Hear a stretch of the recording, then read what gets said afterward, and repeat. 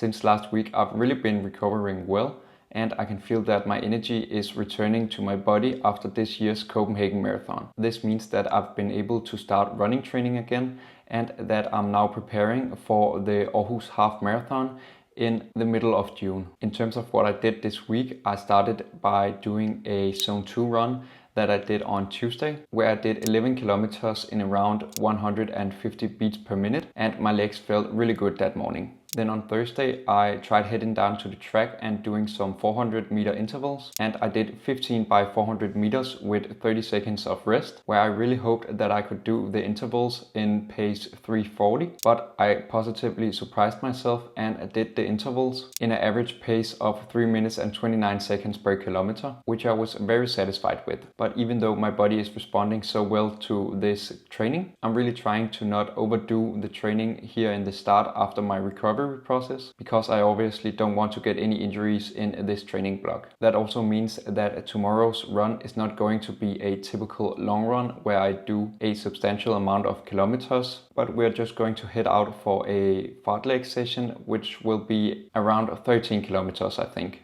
Another point that I wanted to make is that this build-up is going to be my first time self-coaching since I did my second marathon back in the spring of 2023. So that is quite exciting, and I'm looking forward to see what results I'm able to produce for myself throughout this training block. I do believe that I have learned endless amounts of lessons since I did my first couple of marathons, but I still get a little bit anxious of the fact that I'm now going solo. But I do also know that we have to challenge ourselves and push our limits if we want to grow.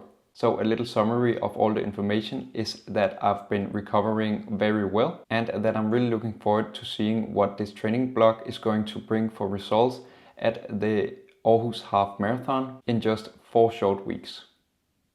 I've just woken up and done some activation exercises, which now means that I'm ready to head out the door. But before that, I just wanted to tell you about the specific run details for today. And as I mentioned yesterday, we are going for a pretty regular fartlek session and not these typical long runs that I do on Sundays, because I want to be absolutely sure that I've recovered from the marathon, and I have therefore pushed my first long run until next week. But in today's run, we are going to start with a 10 to 15 minute warm-up, and then the main set of today's session is going to be 2 times 3 kilometers in race pace, which I really hope is around pace 3:40. And between each of those sets, I will jog for 1 kilometer. And after that, we're just going to cool down for another 10 to 15 minutes, which will be the end of today's run.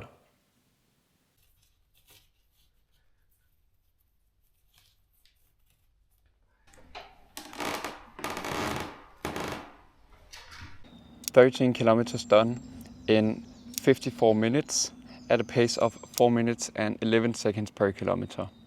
And I couldn't imagine a better start to the day.